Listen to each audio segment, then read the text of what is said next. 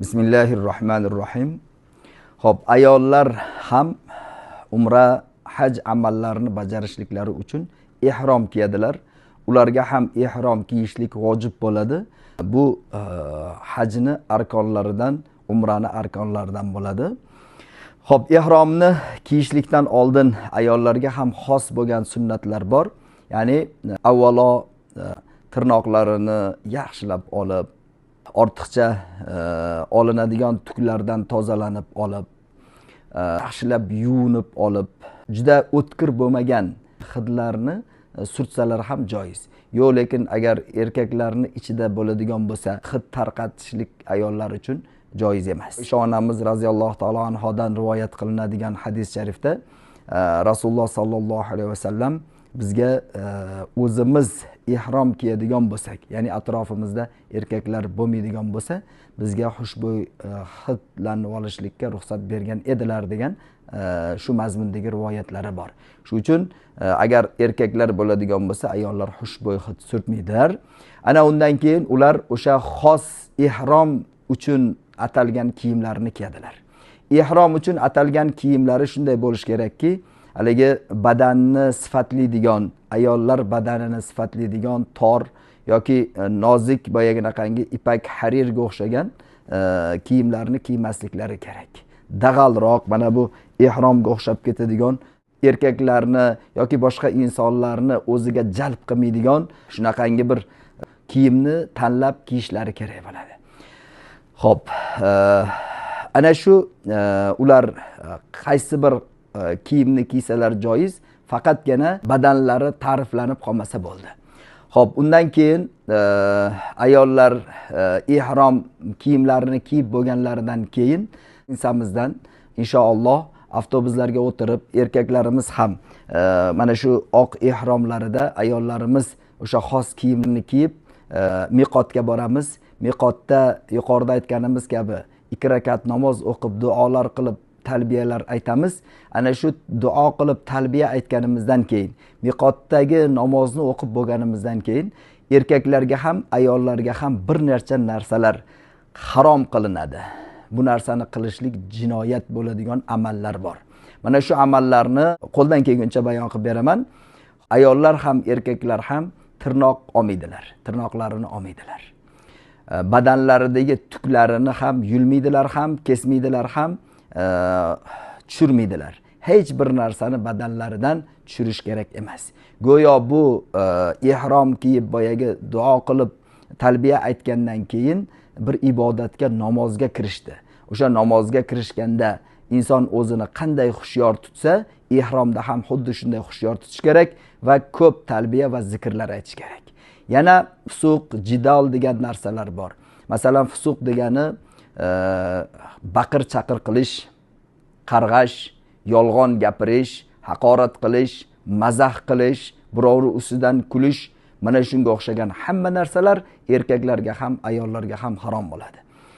Erkak ayol o'zining mahrami bo'lsa-da, bir-biriga yaqinlik qilishlikka chorlaydigan holatlardan o'zini ehtiyot bo'lish kerak.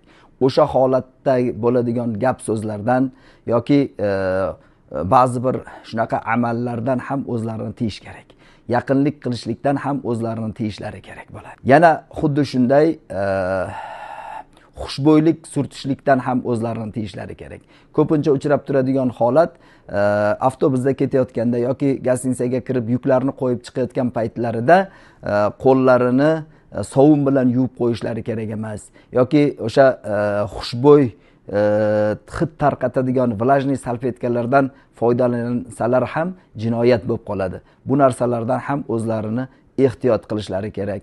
Yana biron bir jonivor ko'rinib qolsa, qanday jonivor bo'lishligidan qat'iy nazar, unga zarar yetkazmaydigan bo'lsa, uni o'ldirishlik kerak emas. Pashsha bo'lsin, kapalak bo'lsin va hokazo shunga o'xshagan narsalarni, chigirtka bo'lsin, o'ldirishlikdan saqlanish kerak. O'ldirib qo'ysangiz ham jarimaga tushib qolasiz. Ularda yoziladi, qurol ushlash, ov qilish, biron narsa ko'rinib qolsa, haligini ovlab ushlashlik ham mumkin emas. Haram hududidagi biron bir o'simlikni yulish, kesish kabi narsalardan ham inson o'zini saqlash kerak. Ana shunday narsalardan o'zini saqlagan holatda Ka'batullohga inshaalloh kirib boramiz. Ka'batullohga mana masalan biz avtobuslarda Makka Mukarramaga borgandan keyin o'zimizga xos gostinitsalarga yuklarimizni joylaymiz. Yuklarni joylaganda iloji boricha o'zimizga ehtiyot bo'laylikki, boyaginaqangi mahzurot narsalarni ishlatib qo'ymasdan tezda yig'ilib Makka Mukarramaga qarab boramiz. Mana shu gostinitsaga kirayotgan paytida baqir-chaqir qilmasdan ohista ayollarimiz ichlarida talbiya aytib yurishlari kerak. Labbayk Allohumma labbayk, labbayk la sharika laka labbayk, innal hamda wan ni'mata laka wal mulk la sharika lak deb ichlarida, qalblarida. Erkaklarimiz ham o'zlari eshitadigan qilib aytib yurishlari kerak. Tezda narsalarni joylashtirib, oshiqcha gapirmasdan, oshiqcha harakat qilmasdan qaytib chiqsak, yig'ilib inshaalloh Ka'batullohning sahniga boramiz. Ka'batullohning ko'rishligimiz bilan, avvalgi ko'rishligimiz bilan talbiyani to'xtatamiz. Takbir aytib Alloh taologa shukr keltiramiz va duo qilamiz. Kim Ka'batullohni birinchi ko'rganda qanday duo qilsa, duosi ijobat bo'ladi degan va'dalar bor, rivoyatlar bor. Albatta hammamizning eng bir Allohdan so'ragan, umid qilgan narsamiz duolarimiz ijobat bo'lsa deymiz.